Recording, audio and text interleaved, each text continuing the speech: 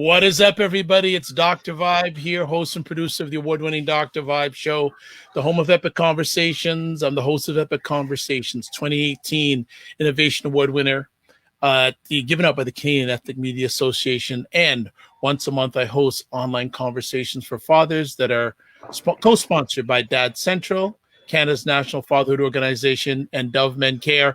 And it just finished a few moments ago. I heard the tail end of it through Aisha's television, and I just went, oh boy. So for those who don't know who they are two Black lady thought leaders in America. They drop knowledge bombs, usually on Thursday nights, but you know they had to be on tonight. You know they had to be on tonight. It's always a pleasure to welcome Aisha Staggers and Jill Jones. How are we, ladies? Good. I think, Jill, you got yourself on mute. Yeah, she's on mute. I feel good. Okay, yeah, excellent. I feel good. Excellent. No problem. And the debate, as Jill said before we went live, it went longer than it was scheduled to. So longer than it should have. Of course. Well, ladies, people are watching already. If you have comments, put them on. We will monitor them, get up on the screen. Who wants to start?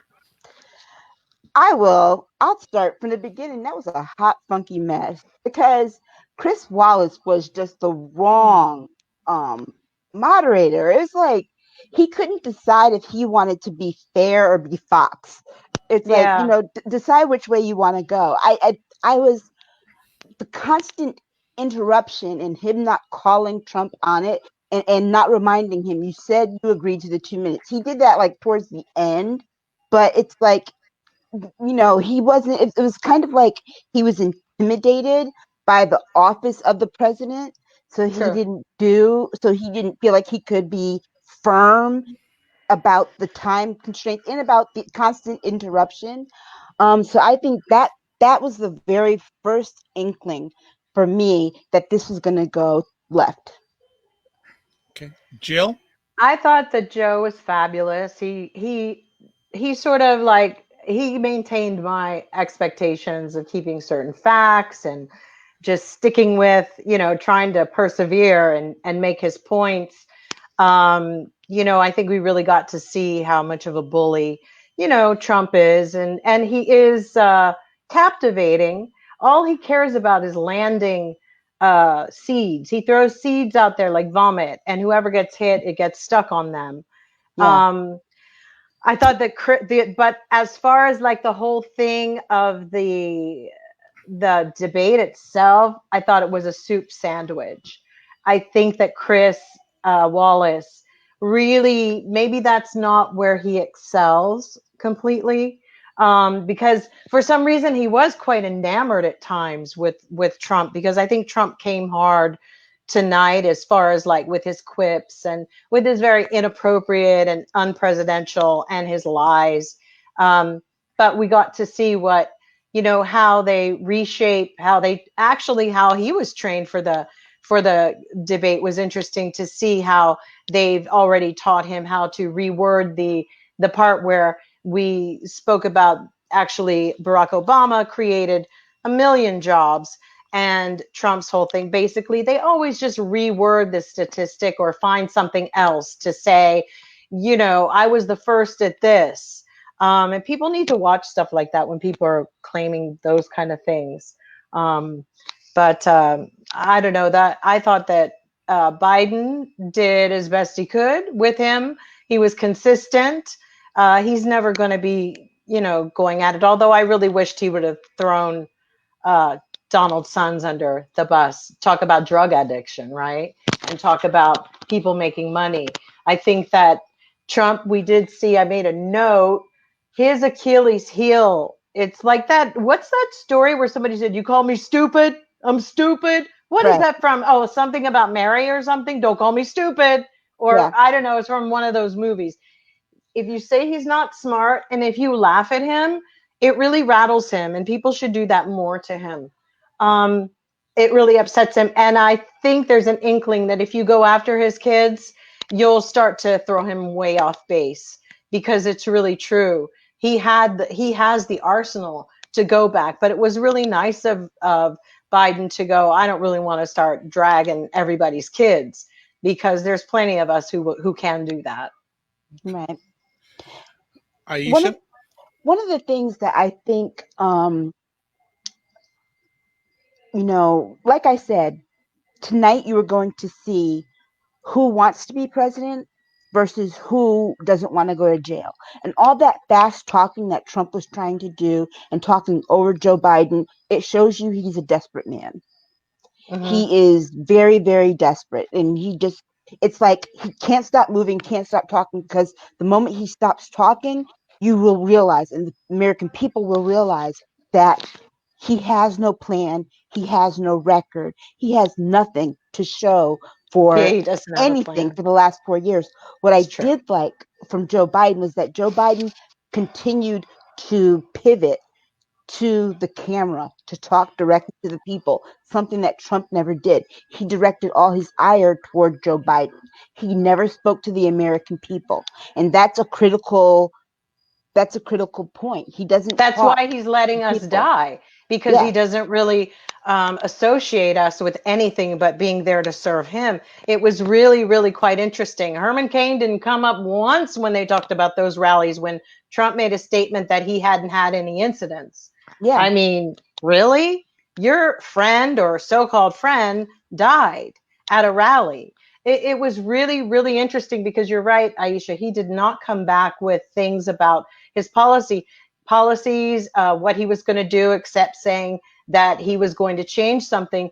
And it was pretty telltale how he really feels about us. It was like, well, you lost people at H1N1. And Right. then Biden says 14,000 people. And he goes, well, it wasn't as serious as ours. I mean, even the part about how he closed the borders and he lied and said that he had gotten PPE. We went through 3 months of that. I Right. sent people PPE because I could get N95 masks and other people couldn't. Yeah. Other people sent them to me, and we just had a little exchange going. So because you didn't do that, I wouldn't have been risking my life going to post offices and whatnot to do this stuff. So he has a lot of caucasity to say any of that, because his time frame, I'm sorry, I mean, that was just not on for me, because we've really, for real, people pulled together. And I think he should bow down to every single first responder and everyone. He doesn't care about anybody, But then did nobody. you And see all what he he can did? do is attack him about, oh, you forgot that. You're on number 2. You're number. That's him. And maybe that's, if you guys watch that movie that's out called Comey Rules, that's on Showtime. Yeah. Very interesting, because I do believe that that's how he throws people off. And hemming and hawing and grumbling and the faces. I do that stuff, but I'm not a president. I mean, I do that. Oh, really? Those are like, when I get to that point, I'm usually like, kind of like losing an argument. So, I know that my friends have told me that. That's how they know I'm like, huffing and puffing over in the side of the room. So, Well, just before you go on, Aisha, like we've got there people who are on live. Thank you so much for coming on live. And please, whatever platform you're on, please type in comments. This is a community conversation. It's not just all three of us. We appreciate you taking the time, especially if you're on the East Coast. It's like close to 11 o'clock at night. So interesting. Just a quick thing. I was watching on Twitter a little bit this evening, and there was a lady in Canada saying, is this the best America has to offer? Yeah, but it is that. I mean, it isn't, but maybe it is, because I mean, let's be honest, they're both old, and I don't know. Yeah, it's a good question. We just have to persevere. I do like that Joe is open to certain things, although he wouldn't commit completely to the things that Bernie Sanders had in mind. But then again, I don't agree with everything everybody says either. I think that the main objective is to know that you have somebody who's flexible to work with and to do business with. So I would approach this as going into business with somebody or collaborating And I feel that at this point, because everybody kind of micromanages and we're also vigilant at this time, I don't think the next presidents are going to have as much leeway or as much, not a lot of talk back. But we are not all going to agree with anybody. But that's the unnatural thing about Trump followers. It's unnatural, their affection for him, because they accept everything, even when he's trying to cut off their, their health insurance, which Biden was right about. I mean, Trump is like walking into your room and cutting off your legs with a chainsaw, and you're like, it's okay. Yeah. Do it. I don't care. I know. That's all right. I know what you mean. That's the bad thing. And that's one of the things that was so, just completely odd to me about this whole thing is that Trump, he now has a record, and he knows he has a record. It's not a good one, and he knows it's not a good one. But to this whole debate as if Joe Biden has been the president the last 4 years. Like when he was asking him, did you make ventilators? Right. For what? Did you we never got those ventilators, by the way. We never got them. He hoarded them. Jared Kushner got those, and we still don't know. I know that Elon Musk made some ventilators and got those out to people, but Trump hoarded a bunch of them, and then I think he gave them to Russia. If I'm not mistaken, we sent a big care package to Russia of our ventilators. But that was also like the other question that then Chris Wallace kind of jumped on him the same way that Trump did and asked him the question, well, why haven't you talked to any of the Democratic governors or mayors about the violence? And it's right. I wanted to be like, why don't you talk to my ass? Because I didn't understand Chris Wallace on that. And that's when Joe Biden said, I'm not an elected official. And it's exactly. Again, it was kind of like, oh, you all are forgetting his record. You can talk about his past record, but you can't act like he has been in office the last 4 years. Because there was once upon a time, there were rules about, jumping into, this is already his, Trump's America. This is what he's doing. I've never heard, I thought Chris checked out for a minute on that question, because I've never heard anybody even assume that a candidate running for office would take on leadership skills or leadership things that the president at the time should be working on. That would just be like, really? And then we would have had to hear like how bad Joe was. He was meddling. That was ridiculous. So Chris needed a big slap for that one. That was a stupid question. So let's break it down here. Let's talk about 45 first. Okay. Did he do anything good? No. Did no, he? There was nothing that he did good, because like we said yesterday night, his one goal, one thing that he had to accomplish was to tell the American people, to defend his record, one, and two, to tell the American people what he was going to do in the next 4 years. And he did not. He tried to defend his record, but he didn't tell the truth. Because remember what I said yesterday, if he's going to defend it, he has to be honest, which is something that he cannot do. So he did not tell the truth. And he didn't make amends with the American people to the point that people could then turn around and say, well, maybe. And then he didn't give a plan for the future.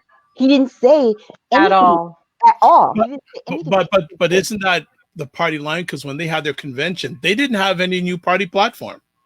They don't have one. It's to steal more money. It's just to steal more money.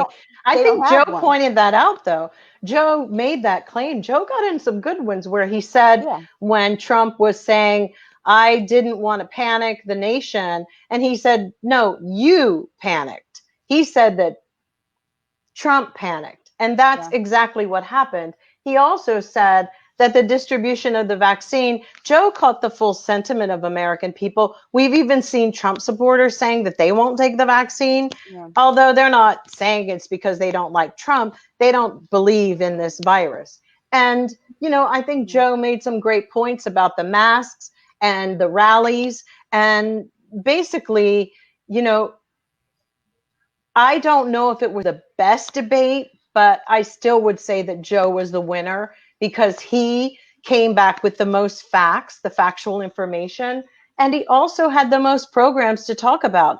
All after a while, you would hear was just Trump trying to have these like, Shecky Green comments or whatever. It was just kind of like old timey, and it was really like, it just shows you that you can't work with him.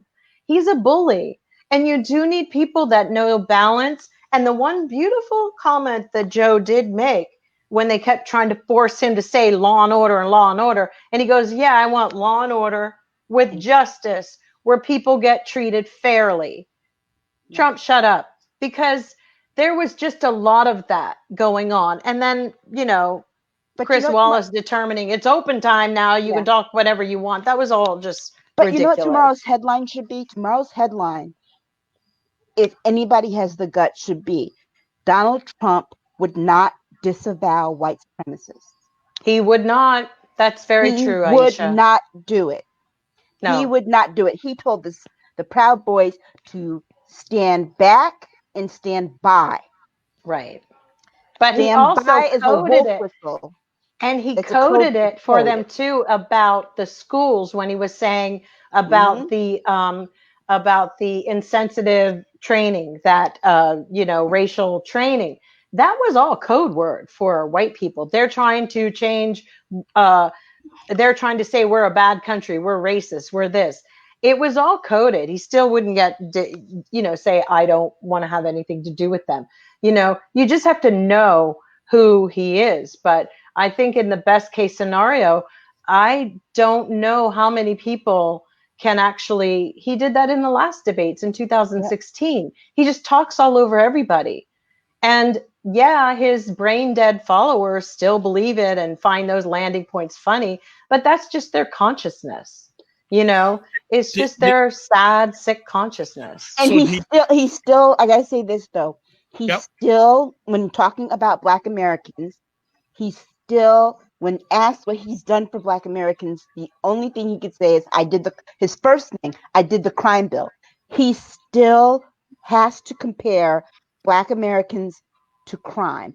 They go hand in hand for him. He didn't talk about anything about helping Black American families, about helping us, helping our kids, taking care of this disproportionate stuff we have with COVID, or the fact that we are disproportionately being killed by police officers. Exactly. Nothing. And Joe did. And I hope that the Black people who think they want to vote for him, if you think it's going to get better, he basically has the police endorsement for this. At least we know that Joe Biden is planning to, on some level, even just from the people who he puts in his cabinet, we have no idea. They could be all kinds of people and working with the party. But all Donald Trump ever does in an argument is try to divide somebody. He doesn't try to listen. He doesn't try to answer properly. He doesn't do that. So after a while, I've got to be honest, I just started like doing things and got a little busy every time he went on one. It was just not, he sees Black people through the eyes of the law and he does. And it's really, really tragic. He will not do, if he gets in, you will see more of the same of what we've been seeing in the streets, and probably more. He sounds like a slave master. That's what he sounds like when he starts doing that. It's like, did he not say Breonna Taylor tonight? Did he say her name again? Did he? No, Chris Wallace asked Joe Biden specifically about Breonna. Because Taylor. I heard Breonna a lot from Joe, but I don't recall even he never utters their names. He never says George Floyd's name, and he never says Breonna Taylor ever. It's like they don't exist. He talked about somebody who got shot on the ground. He was talking about the guy. He was talking about, mind you, he's talking about the boy. No, he's talking about the right winger that got shot. Yes, yes. He didn't talk about the right wing guy, the kid who shot 3 people and 2 died. Right. Did not talk about that. That all his supporters have raised like $500,000 for. Right. Like, just like they did for Dylan Roof back in 2015. Right. Exactly. So that should tell you right then and there that he's a racist, just like Joe Biden called him out. And I was very happy that Joe Biden did that. Right. All right. So did 45 do anything good? No. No. Well, I mean, the promises again of, first of all, if you're running for a second time, you need to be able to tell me what you accomplished as opposed to things that don't exist. He speaks about putting all these jobs in place, but they don't exist. We're Yeah. talking about now, and now is the time. We're in such a crucial, thing. We don't need the freaking crucible anymore. We don't need that. We need a way to get out of this and to find the best solution and the people who normally can pull us out. And I've got to say, through every catastrophe that America has had, through every time a Republican's been in, and we've always had a catastrophe, particularly, it's unfortunate, but the Democrats always have to come in and clean them up. That's how it always goes. And they're the only ones who could get something back on track. And then the Republicans come around and pretend that they get credit for it. But it has to stop because he still doesn't have a plan for COVID. He's still talking about a vaccine that realistically Joe gave actual factual things. And he wasn't even saying that it would still be ready in the middle of next year. He that's really very brave to say that, considering Trump is just promising you the world. He promised us lower prescriptions back in 2016. And that insulin that he's getting so cheap for water, who are you giving it to? Because I got a few friends who really would like to have that, but My they're mother paying would like to have it. and they're paying $400 a pop for the crappy ones that their doctors don't even want them to have. He wants to make it where wait, this is very interesting. So the party that didn't want globalization is now going to start buying their prescriptions from Europe. That was one thing he said. And then the other weird thing was, which my husband was like, what? My husband wants to know, where are these forest cities in Europe that Trump is speaking about during climate change? He said, where are they? And he's from Germany. Wow, it's like been a long time. As we know, Trump and his family got kicked out of Bavaria, and they don't know a damn thing about a forest. I bet the closest he's gotten is to have a chocolate forest cake. That's about how much forest he knows. You know, So, and go ahead. the bar for Trump was set so low. It was like floor level, okay? And he still couldn't step over the bar. Yeah. He still missed the bar. So when we leave 45, rating tonight from 1 to 10, how did he do? Did he even rate? Ouch. I mean, it was the same as his Twitter feed. Yeah, I don't know if that was, if anything, I hope it behooves every young person and person who didn't want to vote to go out and vote, because this is what we're facing. And if you don't like the candidates that are up there and you didn't participate in trying to vote in primaries or whatever, you can only blame yourselves, but you can't sit back and not do a thing about this. This is something where we all have to man up and accept it and stay vigilant and involved in policy and legislation, particularly locally. I hope everybody got out tonight and started reading who is in their district, what senators, what congresspeople. It's incredibly important. So I want to shift from 45 to Joe Biden tonight. What did Joe Biden, and I know you've shared some things you thought he did well, but if you have to go over them, but what other things did Joe Biden do good in your opinions tonight? He kept his temper. That's the number one thing, because he did have to tell Trump to shut up. He did say shut up. He said, "Man, shut up." That was one of my favorite parts. Yeah. And he called him a clown. I mean, and he apologized because he doesn't like to get he go doesn't there. like getting and he apologized, which shows you he's a bigger person. But he kept his temper. That was because I can just imagine being there. I was getting infuriated for him. And so that was the number one thing. He kept his temper. Then he also, He had policy positions. He knew numbers. He knew facts. Trump, on the other hand, his campaign should have told him, know your tax number that you paid. If you're going to say you paid X number of millions in taxes, know the actual number, because this is going to be a question that comes up. And sure enough, it did. But Joe Biden, he knew everything. You could tell that he was well prepped, and he was well prepped.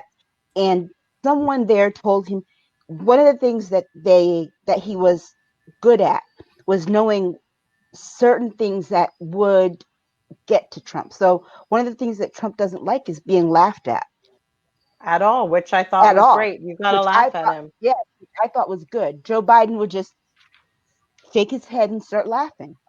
And you Jill? can see that anger Trump. Jill, what did Joe Biden do good in your opinion tonight?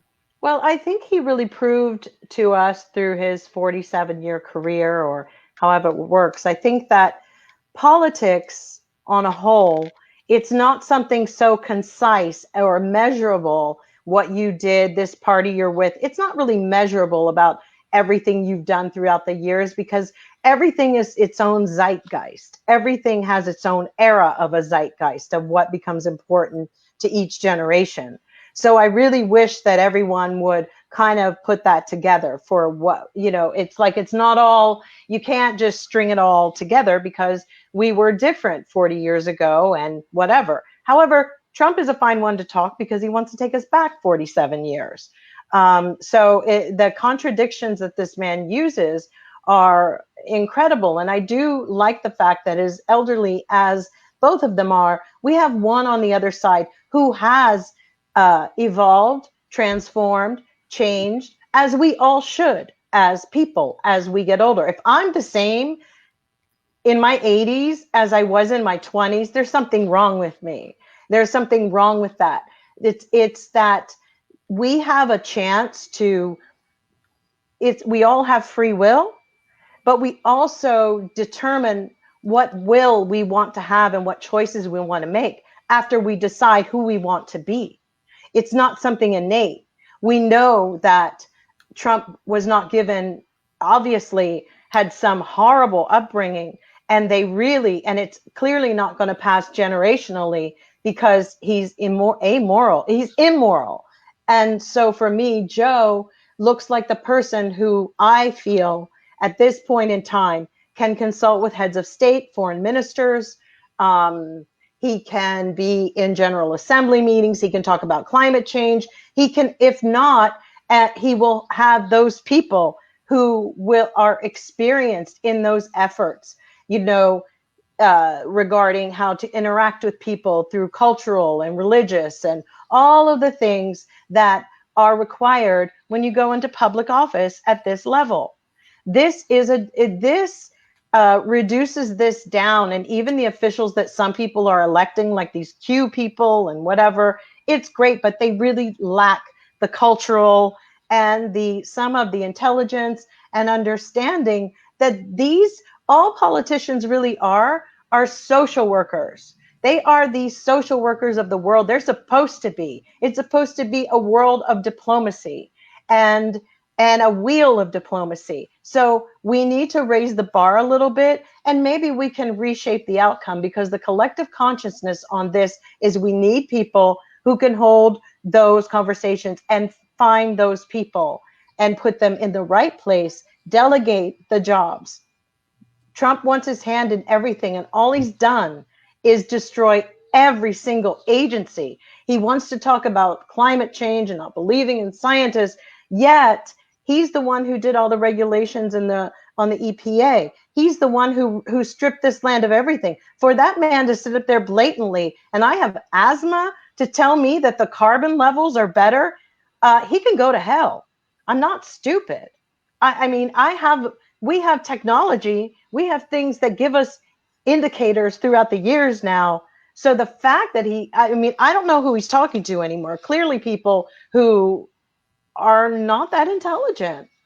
Okay. So let me ask, getting back to Joe Biden, anything additional that he did well tonight? I want to bring up a point. Now, I know for a number of Americans, being presidential is not an important thing, but I think a country like the United States, and I live in Canada, don't Americans want someone who's presidential? And if they do, who looked more presidential tonight? Well, we always have wanted someone to be presidential. It's just that it was the same way with Trump. The Republicans thought once he got into office, he would grow into being presidential. It was that he never did, and they couldn't force him to. They didn't have the control over him that they thought they would. So yeah, I think that Americans do want this return to the traditional presidential kind of statesman in office again. And I think that Joe showed that. You could see it in his temperament. You could see it in his knowledge of policy. Even Mm-hmm. even when he talked about foreign policy, they didn't even bring up foreign policy, but Joe went there, and Trump did not touch it because No, he didn't. You're right. Trump knows nothing about foreign policy. And so I think that Joe showed that he has the chops to do the job. I love the fact that he brought up things like what we as Americans are going through. I mean, we don't have any money. There's a lot of people who probably couldn't even afford to watch this if they couldn't pay their cable bill, let alone their rent. It's so interesting that I like that Joe put it into perspective. If you are sitting here or wake up in the morning and the person you knew is not across the table from you, I don't think that that was just touching a nerve or trying to heartstring. We need more heartstrings. We need to know that there are people who maybe their lives are turned upside down because the breadwinner of the family died from COVID or something else happened. And we need to generate some kind of empathy back into the American people, because Donald Trump is a reflection of the collective consciousness of America. So when you say, do they want someone more dignified and stately? I'm not 100% sure about that. But I do know that the people who are the most powerful in a situation like this are the ones who have the universe behind them, have good. Good always will win. It just takes a while, the patience. And if we've tried to, refocus people on Black Lives Matter, we need this movement. We need a movement period to address the killings and the shootings. And for Trump to keep going, well, you did this when this happened. Let's be honest, he wasn't the only one to have a crime bill. Obama had a crime bill as well, if I'm not mistaken. First things, the crime bill was interrupted by the Republicans and what they wouldn't allow to go through. Secondly, there was the Affordable Care Act. All of the things that are talking about, the mandates and all of that, those were in there because of Republicans' caveats in those special states. That was a Republican deal. Those were not supposed to be in there before, the mandate at all.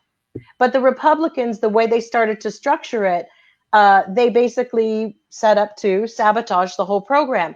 They couldn't ever get a healthcare system before, and I don't believe they'll be able to do it again. We will never, if they destroy the Affordable Care Act, we won't have it. I know that Joe understands it. They worked on it night and day, and even to improve what happens, because we have evolved. So I love the fact that he is trying to really address some of our needs. And it is about us.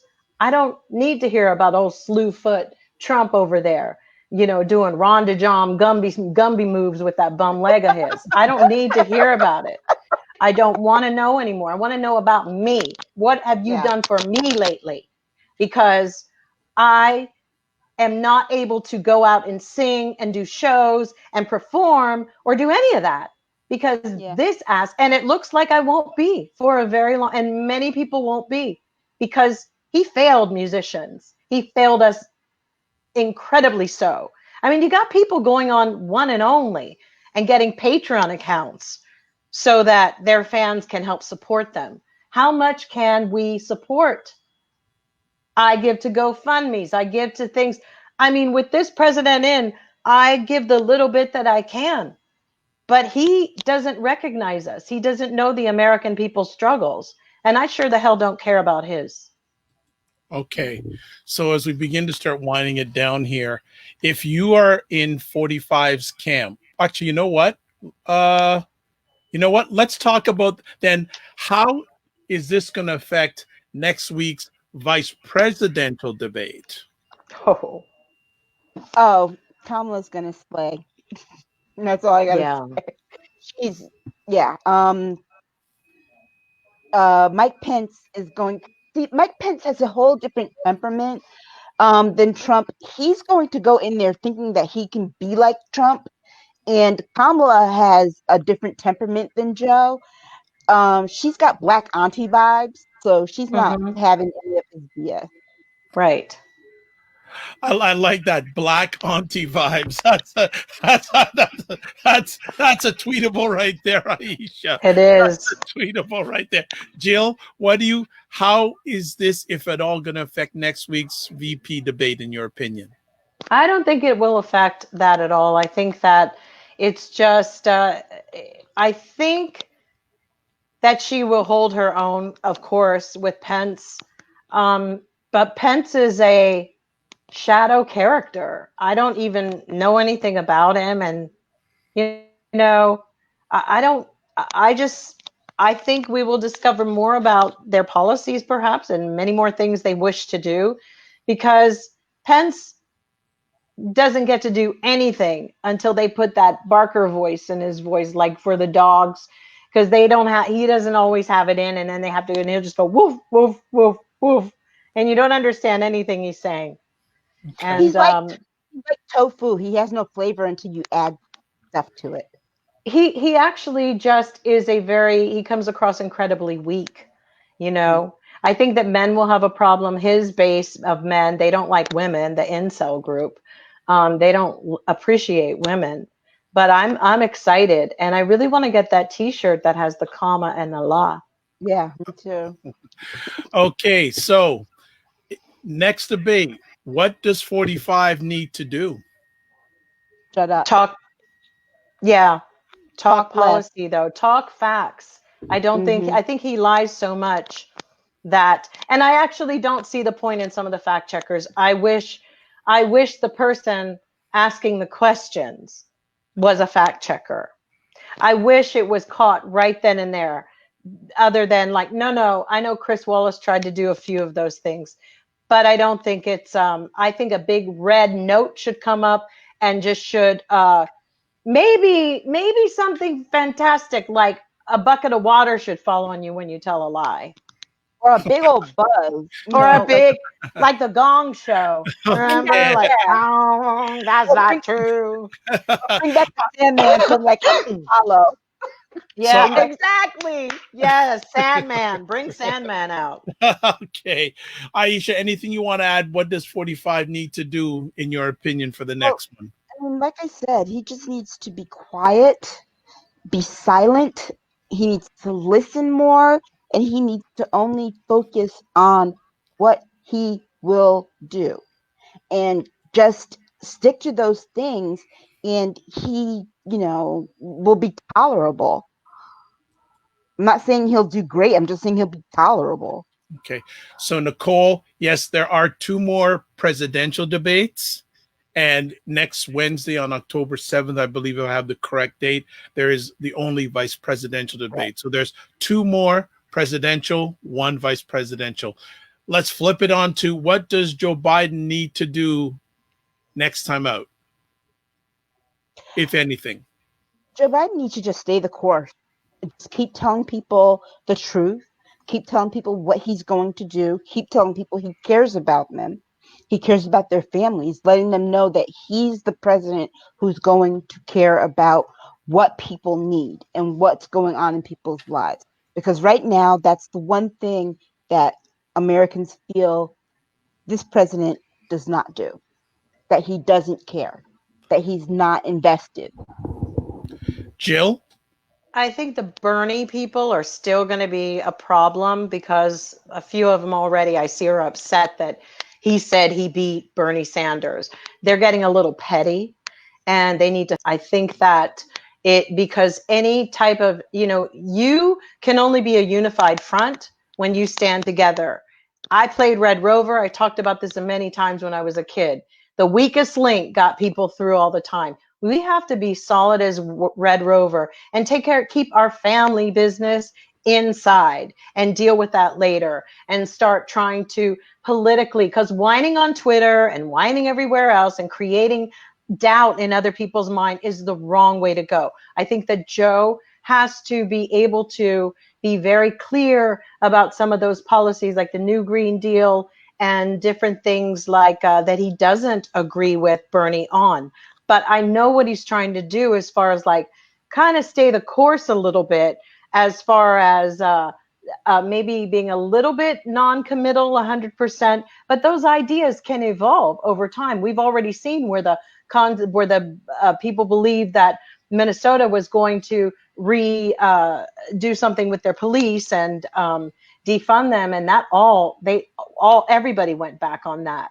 So the whole thing is we have to make sure there are sound bites from next debates, because Trump's sound bites are going to be Hunter, $3.5 million, all these other things. I wish that Joe would just keep on with the facts as much as he can. Right.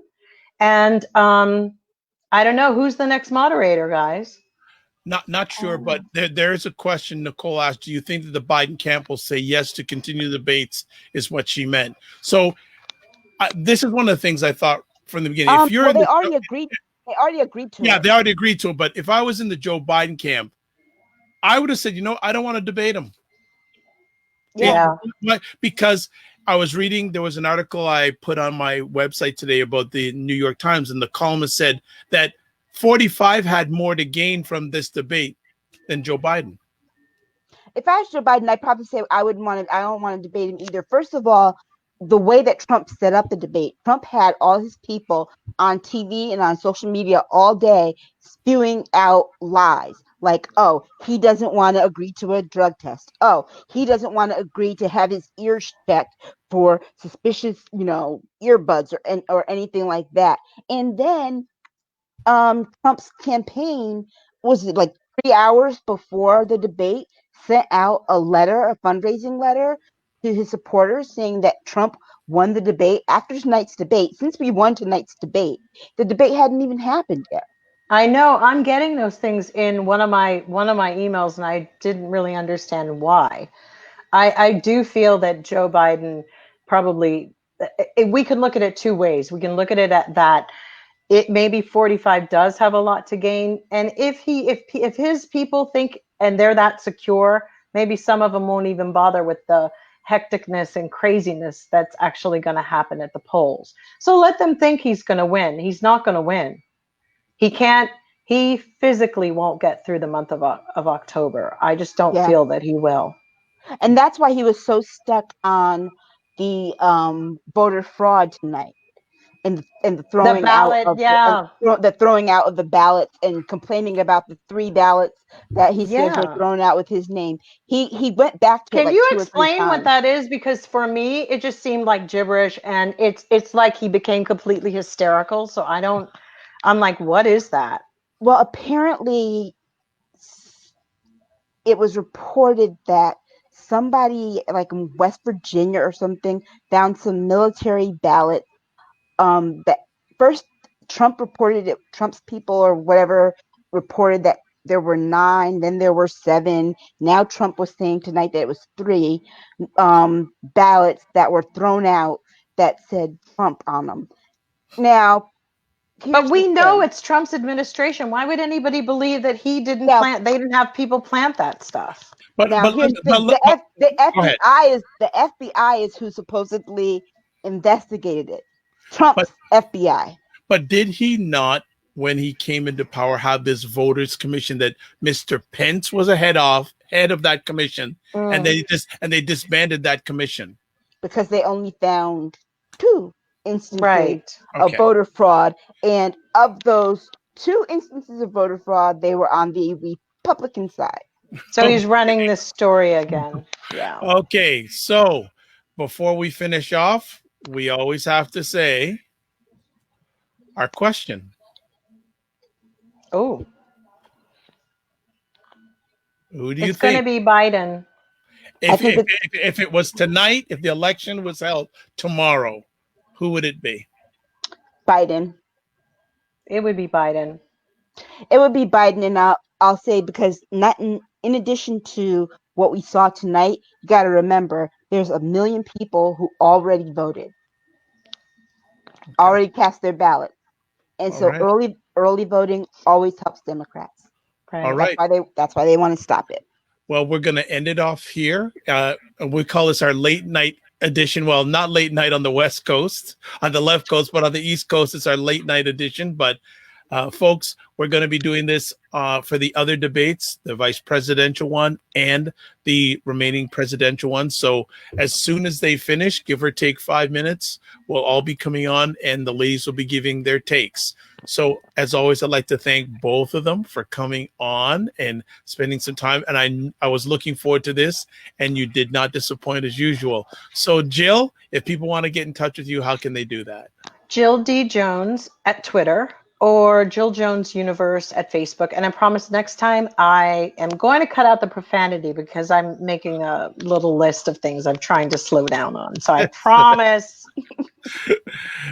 You know what, Jill? We love you just the way you are. I'm like a sailor. It's terrible. That's okay. Aisha, how can people get in touch with you? At Aisha Staggers on Twitter, and I'll probably be on there tonight watching some of the other reactions to the debate. Something tells me that both of you may have a busy Twitter day tomorrow. I think so. I have a feeling you may have a little bit of a busy day on Twitter tomorrow. Let me just say that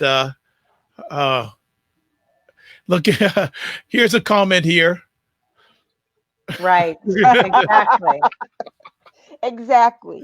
Because Dr. Vibe, it's so important that people know we have a lot of new 21st century challenges that it's going to be difficult. And Trump's not the one. He couldn't pass these 4 years. Why would you want to give him another chance?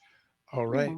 Well, that's the last thing we're going to hear from the ladies tonight. But they will be back on Thursday evening at 7 p.m. Eastern Time, 4 p.m. Pacific.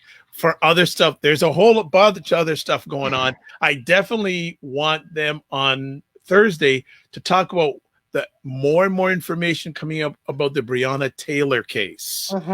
It's getting very and just for people, if they did not hear today, one of the jurors has asked for all the information that was submitted to be revealed to the public.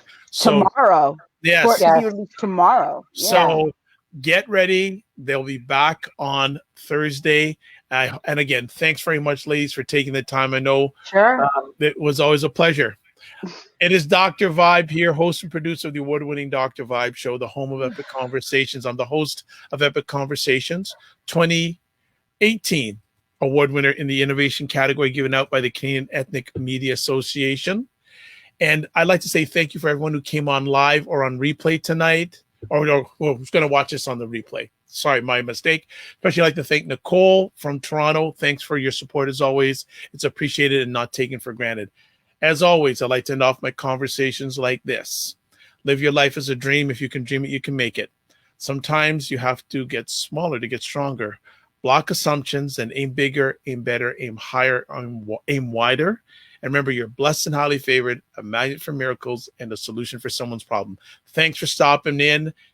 Get some rest because they got more coming up on Thursday. Good night, everybody.